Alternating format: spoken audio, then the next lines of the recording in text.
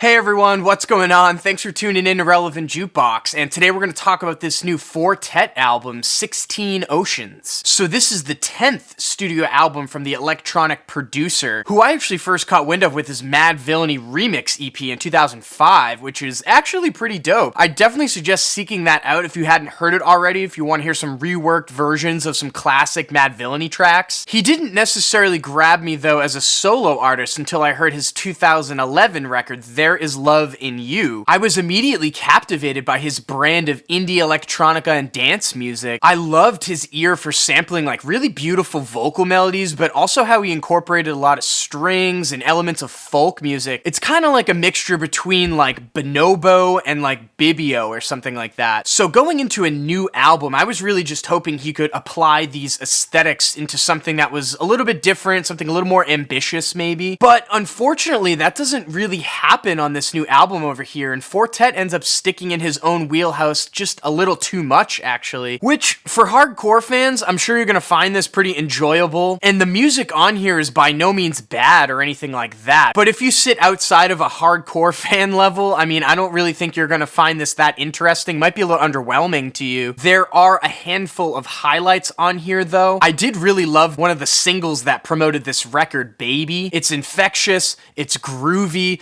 and the vocals that are laid on here from Elle Goulding are also really catchy, I thought. It's definitely one of those more like by yourself type jams, which most of Four Tet's music is already like, but he's not afraid to pull the instrumentation away completely on here and just give you like birds chirping, insects swirling, almost like you're being placed into nature. Romantics was also a pretty eclectic jam in the middle of the record. There are wind chimes and harps, and again, more birds chirping on here. And there's also this like really weird kind of like deflated synth that plays throughout it too. It does have this sort of like organic feel, and when the track blossoms about halfway through and that vocal sample comes through, do you wanna love me?